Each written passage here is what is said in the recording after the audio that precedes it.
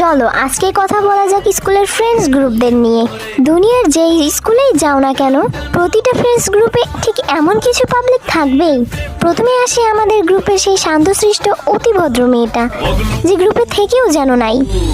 সারাক্ষণ চুপচাপ বসে সবার পাগলামি দেখবে আর মনে মনে ভাববে আমি কোন পাগলা গারদে চলে আসলাম। এরপর আসে সেই গালি স্পেশালিস্ট। এর মুখের ভাষা এতটাই মধুর যে কমাদারির জায়গায় সে একটা করে গালি ব্যবহার করে। একে ছাড়া আবার গ্রুপের আড্ডাও জমে না।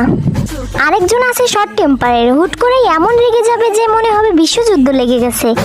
আর গ্রুপের বাকি সবার কাজই হবে তখন তাকে তেল দেওয়া আর রাগ ভাঙানো। গ্রুপে একজন থাকে ক্রাশ ম্যাটেরিয়াল, মানে যে দেখতে সব থেকে সুন্দর। ক্লাসের অর্ধেক মানুষের নজর থাকে তার দিকে, আর আমরা ফ্রেন্ডরা ফ্রিতেই তার বডিগার্ডের ডিউটি করি। আর এই গ্রুপেই থাকে সব থেকে বড় অভদ্রটা, যার হাত পা এক জায়গায় স্থির থাকে না। সুযোগ পেলেই সবাইকে অদ্ভুতভাবে ব্যাড টাচ করবে আর চুলকানি স্বভাব দেখাবে। এর যন্ত্রণায় সবাই অতিষ্ঠ।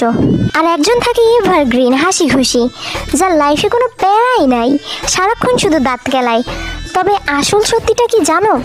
উপর দিয়ে যেমনই হোক, গ্রুপের প্রতিটা সদস্যই কিন্তু ভেতরে ভেতরে এক একটা চরম ভণ্ড আর নাটকবাজ।